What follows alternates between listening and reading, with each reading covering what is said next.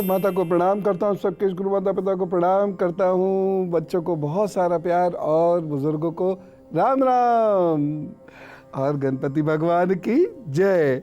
क्योंकि मैं आज भगवान गणेश जी की कुछ पूजा के खास तरीके आपको समझाने जा रहा हूँ। जीवन में परेशानियां तो होती रहती हैं और जब परेशानी होती है तो प्रभु जरूर मदद करते हैं, बशर्ते हमें ये पता हो कि प्रभु को किस तरीके से पुकारा जाए।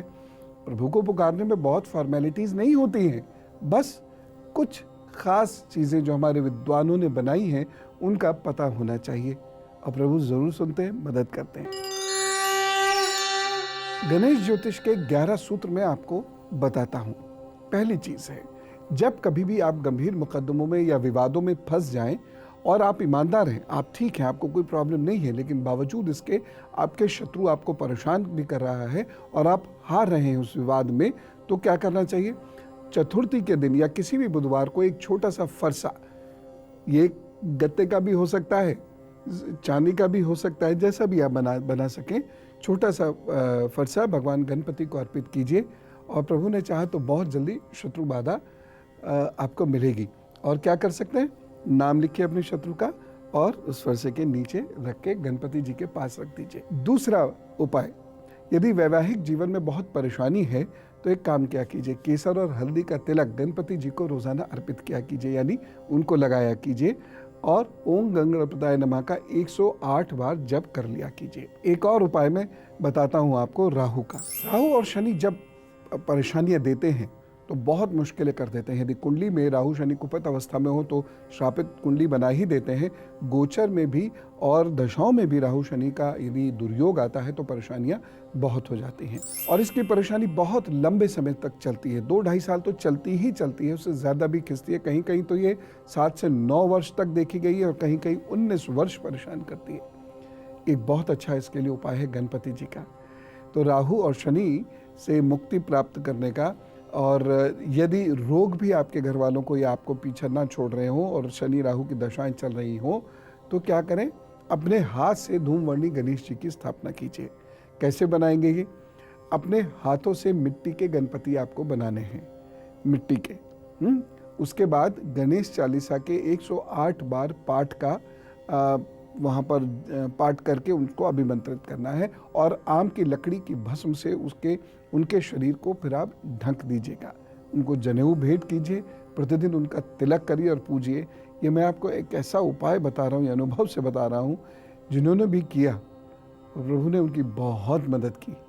चीज़ें इतनी दुरुस्त हो गई। कुंडली तो कह रही थी राहु शनि, लेकिन व्यक्ति अपना मौज में था, मस्त था और उन्नति भी लगातार हो रही थी। तो इस प्रकार है ये जबरदस्त उपाय, जरूर कर लीजिएगा। अब मैं भगवान जी का एक और खास उपाय आपको बता रहा हूँ। आजकल माहौल ऐसा है कि बच्चे दूर हो जाते हैं। हम बच्चों को पालते पोसते हैं, लेकिन कभी कभी क्या होता है, वो स्कूल कॉलेज जाना शुरू हो जाते हैं तो वह हमसे दूर होने लगते हैं, या उनका जीवन साथी यदि कोऑपरेटिव नहीं होता तो भी वह हमसे दूर हो जाते हैं, या कभी कभी ऐसा होता है वो विदेश चले जाते हैं या नौकरी करने उनको दूर जाना मजबूरी में पड़ता है। वो तो एक शारीरिक दूरी हो गई, उससे तो कोई फर्क नहीं पड़ता, लेकिन यदि मानसिक रूप से वो हमसे दूर हो रहे हो तो चांदी के प्राण प्रतिष्ठित गणपति जो हैं उनको उनके साथ भेज दीजिए, उनके पास भेजिए। और प्राण प्रतिष्ठा कैसी करनी है? प्राण प्रतिष्ठा के लिए उन्हें यानी गणपति जी को गंगा जल से स्नान कराइए, उनको जनेऊ जरूर अर्पित कीजिए, तिलक करिए और गणेश चतुर्थी के दिन 1008 जप से, कौन सा जप? ओम गणपताय नमः, यह करके गणेश जी की प्राण प्रतिष्ठा कर दीजिए। आपके कष्ट और भगवान गणपति से जुड़े हुए मैं कुछ और उपाय आपको देने वाला हूँ, सुनिए जरा ध्यान से। कुछ लोगों को जीवन में किसी का प्यार नहीं मिलता, ऐसे बहुत सारे लोग हैं, कोई प्यार नहीं करता हो। ऐसे भी नहीं वो लोग बुरे हैं, लोग अच्छे हैं, लेकिन उनको प्यार नहीं मिलता और सारा जीवन इसी आशा में वह रह जाते हैं कि कब उन्हें कोई प्रेम करेगा, कब उन्हें कोई सम्मान देगा। एक उपाय करें ऐसे लोगों को फिरोजा आता है ना, टर्कोइज, उसके गणपति बन जाते हैं, मिल जाते हैं। पूछ लीजिएगा, सब जगह बन सकते हैं, सब जगह मिल भी सकते हैं। इनको विधिवत स्थापित करें और उनकी नियमित पूजा करें तो निश्चित रूप से उनके शरीर में कुछ ऐसे पॉजिटिव मैग्नेटिज्म प्रारंभ होगा, उनकी वाइब्रेशंस बहुत अच्छी होंगी और धीरे धीरे लोगों से उन्हें सम्मान मिलने लगेगा, लोग उनसे जुड़ना शुरू कर देंगे। पूजा किसी भी रूप में कर सकते हैं, गणेश चालीसा कर सकते हैं, गंगणपताय नमः का जप कर सकते हैं, नहीं तो ध्यानस्थ होकर उसके सामने बैठना शुरू कर दीजिए। प्रभु ने चाहा तो बहुत बहुत अच्छे दोस्त भी आपको मिलेंगे, एक बार करके देखिए। ये एक उपाय और बताता हूँ आपको गणपति पूजा से अपने सुखों को प्राप्त करने का। आपकी आदतें तो अच्छी हैं, लेकिन फिर भी आप कर्ज में डूबते चले जा रहे हैं, बुरी हैं, तो ये उपाय आपके लिए नहीं है। गलत किया भैया तो भुगतिए आप। गलती के लिए प्रायश्चित होता है, और यदि आप सही हैं और फिर भी परेशान हैं तो उसके लिए उपाय होता है। हम उपाय बताते हैं। तो गलती किए प्रायश्चित कीजिए, लेकिन यदि फिर भी आप अपने अच्छे हैं, इसके बावजूद भी आप कर्ज में डूब रहे हैं, कर्ज बढ़ता चला जा रहा है, तो उसकी मुक्ति के लिए आप एक उपाय करिए। स्फटिक के गणपति जी को घर में स्थापित कीजिए। बस ये स्फटिक प्योर होना चाहिए, और ये गणपति जी मिल जाते हैं, कोई ऐसी बहुत परेशानी की बात नहीं है, बस प्योरिटी देख लीजिएगा।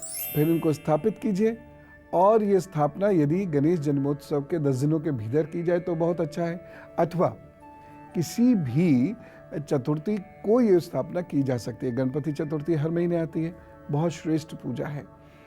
प्रतिदिन गणेश जी को दूध से स्नान कराइए, और देखिए भगवान को आपकी एक बूंद चाहिए होती है बस, तो आप जल में 1-2 बूंद दूध की डालें, गणपति जी को स्नान कराएं, उनको सुखाएं और दूर्वा अर्पित करें। देखिएगा अपने आप कुछ परिस्थिति ऐसी वो बनाएंगे कि आपका कर्ज धीरे धीरे निबटने लगेगा। हाँ, ये बहुत जल्द नहीं होगा।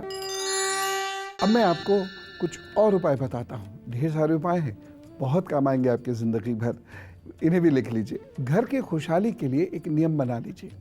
यदि आपके घर में कलह बहुत रहती है और सब एक दूसरे के विरुद्ध रहते हैं या झगड़ते रहते हैं, या साथ बैठे और बैठते झगड़ना शुरू हो जाता है, तो प्रत्येक महीने के शुक्ल पक्ष की चतुर्थी के दिन गणपति भगवान को 108 लड्डुओं का भोग लगाकर फिर लोगों में बांटिए। इसे मोदक कहते हैं, मोदक बांटते हैं, इसमें शहद पड़ता है, खांड पड़ती है, ठीक है। इस प्रसाद को घर के सारे लोग जरूर ग्रहण करें और बड़ी श्रद्धा से ग्रहण करें। एक उपाय मैं और बताता हूँ। स्वास्थ्य की कामना के लिए बीमार व्यक्ति को गणपति जी को जनेऊ जरूर भेंट करना चाहिए, और वह जनेऊ उनको भेंट करें और उसके बाद फिर स्वयं धारण कर लें। यज्ञोपवीत यदि नहीं भी हुआ है, उपाय के तौर पर फिलहाल जब तक आपका रोग है इसको धारण कर दें, उसके उपरांत आप यज्ञोपवीत भी करा सकते हैं। एक उपाय और, घर की खुशहाली के लिए रोजाना शाम को एक घी का दीपक भगवान गणपति जी के सम्मुख जरूर लगा दिया कीजिए और वंदना कीजिएगा, और यह दीपक भगवान के बाएं हाथ पे रखिएगा। प्रभु ने चाहा तो लाभ जरूर मिलेगा आपको, और अच्छा लाभ मिलेगा। और अब मैं आपको बताता हूँ गुरु मंत्र। भगवान गणेश जी की पूजा से विवाह और वैवाहिक जीवन पर बड़े सकारात्मक प्रभाव आते हैं। सूर्य, बृहस्पति, राहु, केतु ये कभी कभी बाधाएं उत्पन्न करते हैं। जैसी बाधाएं उत्पन्न करेंगे तो विवाह या तो होगा नहीं या बहुत लेट होगा, और होने के बाद भी उसमें लगातार परेशानियां चलेंगी। अब आप करना क्या है, आपको गणपति सहस्त्र नाम का यज्ञ करना शुरू कर, हवन करना शुरू कर दें। पूजा के तुरंत बाद एक गांठ लगा दिया करें, दुपट्टा रख लें, 2 धागा रख लें सूती, उसमें गांठ लगा दिया करें। एक खास बात मैं और आपसे कहना चाहता हूं कि यदि ये बृहस्पति, सूर्य, राहु, केतु ये परेशान कर रहे हैं आपके विवाह में, तो ऐसे लोगों को कुंभ विवाह अवश्य कराना चाहिए। साथ ही गणपति जी को नियमित रूप से हल्दी का तिलक लगाना चाहिए, और बेसन की मिठाई गणपति चतुर्थी पर गणपति जी को भेंट करके लोगों में बांटनी चाहिए। विवाह योग्य कन्याएं त्वचा पर हल्दी का उपटन लगाएं, बड़ा लाभ उनको मिलता है।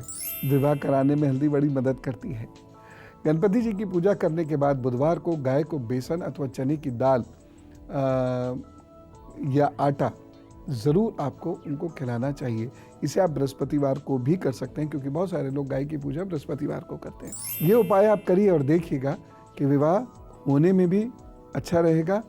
हो के टूट जाता है तो जल्दी जल्दी बात कहीं ना कहीं ज़रूर बनेगी, और विवाह होने के बाद यदि कोई तनाव चल रहा है या परेशानी है तो इस पूजा से ज़रूर शांति होगी। बोलिए गणपति देवा की जय। फिलहाल मैं चलूं। राम राम, नमस्कार।